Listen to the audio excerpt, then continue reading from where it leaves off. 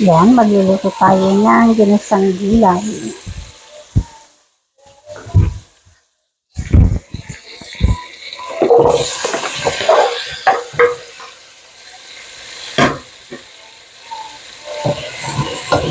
Na may longganisa, yung ginawa kong longganisa, yung sa kanya.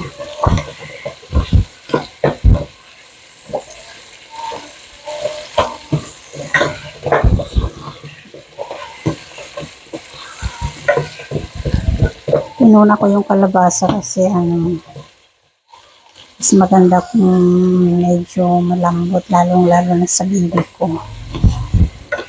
Kasi yung talong saka yung ibang gulay, mabilis lang na mamaluto.